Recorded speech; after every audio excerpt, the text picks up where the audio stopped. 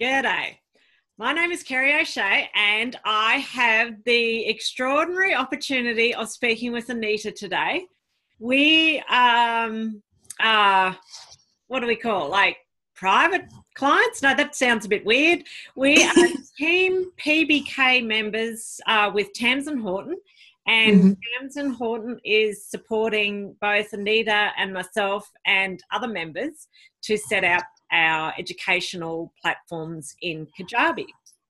And since being in the program, Anita has launched her book, and you can see that in the back there. We'll move it up a little closer. Yeah. And well, as I said to Anita before we started recording, is that Anita is my role model of who I would like to be in the courageous department. And, you know, I'm reading Anita's book at the moment, and it is, to me, speaking about something that's incredibly important to me, and that is having self-love for ourselves. And that book, The 5 Phases of Dating, does exactly that. And it's, yes, we could have probably an hour conversation just about, do you agree that the 5 phases of dating does relate to self-love? Absolutely. Absolutely. Oh, good. Okay. Today I'd asked Anita if we could chat if there has been one day in her life that was like a holy crap moment that brought extraordinary candor to her life and her money and her finances, which has, you know, created this business that has inspired Nita to move from, you know, where she was to, you know, now having this book and being, you know, creating this online business. And Anita said, yes, she'd love to have a chat. So are you comfortable to share your holy crap moment, Anita? I am. Anytime my holy crap moment can help other people, then I'm happy to share. Okay. As you read in the book, I'll tell you plenty of my business. And so I'm going to share a bit more about my business tonight with you. Okay. Now we are talking business as in online business, aren't we? We're talking online business, and the reason for the online business was started from my personal business. Okay, cool. From my personal life that catapulted me into starting the business. Okay, excellent. So where would you like to share from? Well, I'll start from the moment that I realized I had enough. Okay. So that moment was a wake-up call when I was away for annual training in the military. So I don't know if you know this, but I was in the military for 14 years. Okay. The reserves, United States Army Reserves, and we would go away every year for like 15 days to like summer camp, but we called it annual training. Okay. And this particular annual training, I was really in a bad headspace because there were things going home. I was married at the time. It was an abusive marriage. And the soldiers had saw me go from a happy-go-lucky person, the person that you know, to a real meek, real timid person. So they saw my personality completely change. And this was the original intervention. One night they sat me down and they were like, okay, this is enough. You know, you got to go. You got to leave. We've watched you go from where you were, you know, to the person who you were to this person that you are now. And that's just not okay. And so we set up, after that was over, a lot of we call them my soldier friends or my soldier family, military family, took off work, came over, helped me. Came over to help me pack to leave. Okay. But my ex-husband was still at home because he had went out and drinking the night before, and so he was still there versus being at work. Okay. So at that moment, I did what I had done on several occasions. I called the cops and had the cops come in and wait there while I removed stuff from the house. Now, the cops knew that we were married. They'd been to the house several times before. Yep. But they had to hear him say that it was okay for me to take certain things out of the house. Oh, really? So the only thing that he let me take out of the house was, of course, my personal belongings. Yep. And everything in my son's room. Okay. So if it wasn't for the fact that I had my military money going to a different account, yep, I would not have had the money to get the apartment away from him. Wow. Okay. So my mom has always told me, you need to have your MAD money, right? Yep. Okay. Always have your MAD money. Yep. So I had that money going into that account, which he couldn't touch. However, because there was a limited amount in that account, when I did the move, I slept on the floor for about 6 months. Okay. 6 months to maybe 6 to 8 months, because I had to build up, my money again, my savings again. So here I was, a single mom with 2 kids. Okay. Single mom with 2 kids, trying to rebuild. Yep. Going through, filing for the divorce and going through all of that, and trying not to let, it be known to the kids they knew we were separating, but I didn't want it to be a real big burden on them. Yeah. Okay. So that was not having that nest egg, a bigger nest egg, not having access to credit made it really hard. Yep. Very hard. Yep. And so I said, okay, one part of this is I had enough of the marriage. It was time to go. And after we did the move and I slept on the floor for about 6 to 8 months, no credit, because our credit was tied together. Oh, okay. Okay. Mm-hmm. So I didn't have any of my own. Right. Yep. So I said, okay, this will never happen again. This will never happen again.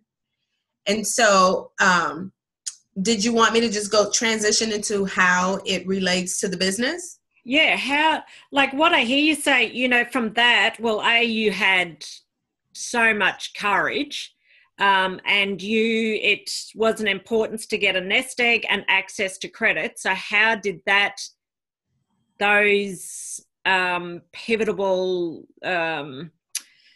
reminders to you support you to create your business? Well, after I had gone through that, and once I got into the space where I realized, I'm like, okay, well, what is it that, I need to do? What is it that I want to do?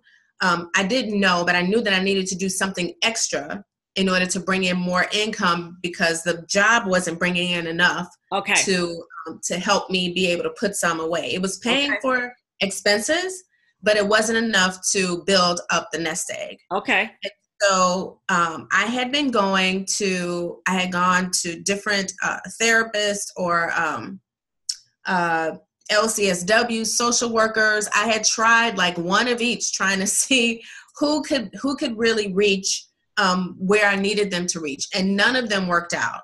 Okay. And so then I went to see a metaphysician, and she was the first person that actually got me, and she understood me. I didn't feel like I was just a patient and that she was sitting there with a clipboard. She talked to me. We worked on we did spiritual practices and practical exercises, and that is what helped me to get out of that headspace from that divorce, from that situation, that marriage.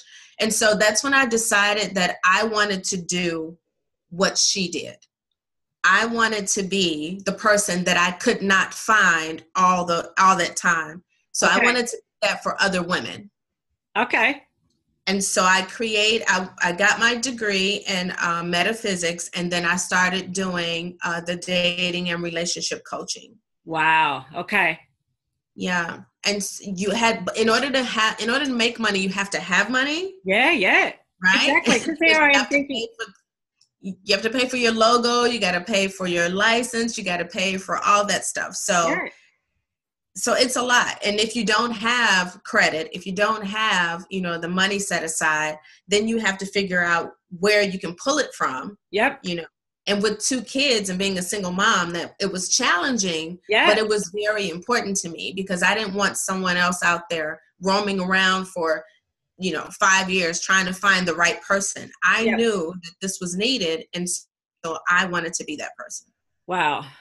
But as you said, like, you know, just simple things like getting a logo. And now that we set up and can do so much on the internet, but in order to be able to pay for that, you know, it's not, in most instances, it's not like you're going down to your local graphic artist down the road and giving him, you know, some cash.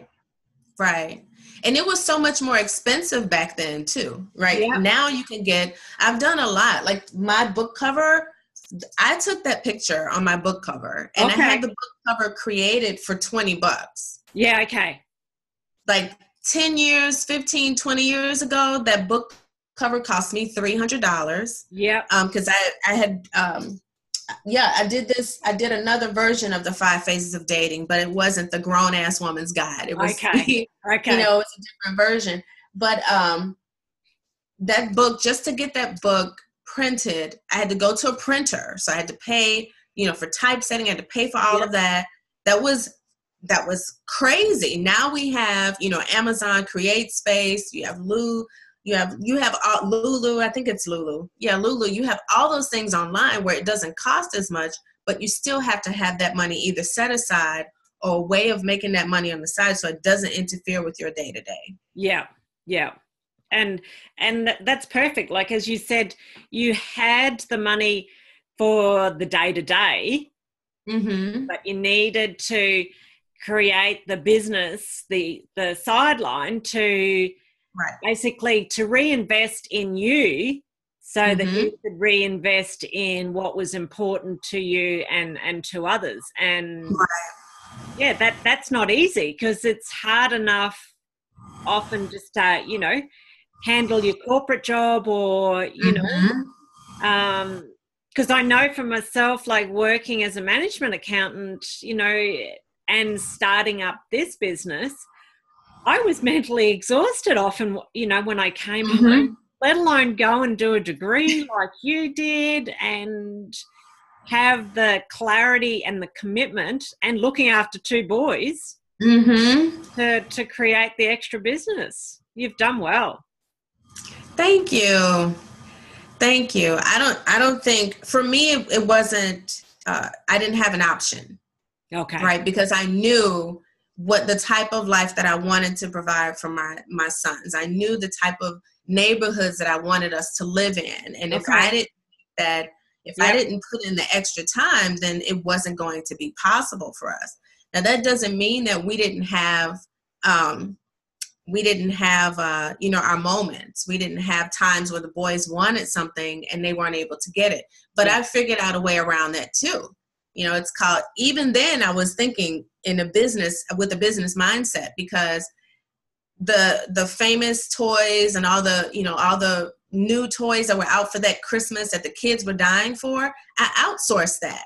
I outsourced it to family and friends because they could afford it. I couldn't afford it. So when they asked me, what do the boys want? I tell them all of the popular toys. They would get those toys, and then what I would do is I would give the boys, and they didn't know, you know, $20 was a lot because they were small. $50 was a lot. So I would set aside $100 for both of them. And everybody else would buy the toys that they wanted. So those were the higher price toys. They had $50 each to spend. Yep. We would go to, Walmart, Target, and I would say, okay, you got $50. We go to the toy department and they would hand me what they wanted and I would subtract it from the 50 on the calculator and I would say, okay, you got $47 left. Yep. Okay, you got $35 left. Okay. Yep. And then when we get down to like $6, I'd say, let's put the $6 on a gift card and then you could use it next time. Yep. So the boys they were so excited because they got to pick what they wanted. And $50, you know, when you're buying small toys, goes a long way. Yep. I didn't have to say, mommy doesn't have the money. Yeah. This was like a tradition that we had. So, you know, I found creative ways to get around it so that they were not aware of just how tight things were. Yeah. But friends and family knew, so they pitched in. Yeah. And to me, you're giving an extraordinary gift to your boys in that you are actually having those money conversations with them. That's something that I see parents don't do. They don't, they just say, oh, can't afford it. Right. Cut the child off. They don't acknowledge where the child is, where you are actually acknowledge them and incorporating them in the decision process. Yes. Yeah. And that way they're not, they feel like they got exactly what they wanted. So they're not complaining about anything. It wouldn't make sense for me to go and say, okay, well, I'm going to spend $50 on them and I get 3 things. And then they're not really happy. Yeah. But when they shop, they get exactly what they want. Yep. When they would bring something over, and I was like, okay, are you sure that's like $20? That's only going to leave you with 17. Oh no. And they'd run back and put it back and find something else so that they can have more stuff in the cart. You know, you got to think when you're trying to juggle, life, a business, children, and taking care of yourself, you got to figure out creative ways to make that happen. Yeah. One of my favorite memories was Thursday nights. Thursday nights was family night. So, and the reason why I came up with Thursday nights was because I couldn't pay the cable bill. Okay. So the cable got cut off. Okay. So I told the boys, I was like, oh my God, I can't believe it. That dumb cable man broke the cable. I don't know when he's going to be able to fix it. Right. Yep. He did something to the box out back. I have no idea. So we don't have cable for a while. Yep. So let's just have family dance. So on Thursday nights, I would turn the radio on and we would have family dance. But I also saved on groceries that night because it was, mommy's not cooking tonight. Eat whatever you want. Okay. I didn't care if they ate chocolate cake. I didn't care if they ate toothpaste. It saved me from having to buy an extra set of groceries for Thursday nights. Yep. So you find creative ways, to get by when you need to. Yep. And I think that's one of the memories that the boys really enjoyed too, because we would dance with the radio. Yep. They could eat whatever they wanted. Yep. And we would jump on the couch. Oh, very good. All 3 of us. All of us would jump on the couch. Very good. Me too. I had so much fun. Yeah. Yeah. So it's something that it could have been a very unpleasant experience. Yeah. Oh, we had no cable, and yet you've made it into something else. No, I always found a way because I wasn't going to let them think that, we weren't that bad. I wanted to make sure that we were in a decent neighborhood. And so more of the money went towards making sure we were in a better neighborhood. Okay. So I'd rather have us in the better neighborhood than to have us in a bad neighborhood and then, be concerned about or not be worried about paying cable. Cable was on and off all the time. Yeah. We didn't care. Yeah. When after a while, they were like, oh, that dumb cable man, he broke it again. I'm like, yep, he sure did. As long as they don't run into the cable man if he's in another house. Absolutely.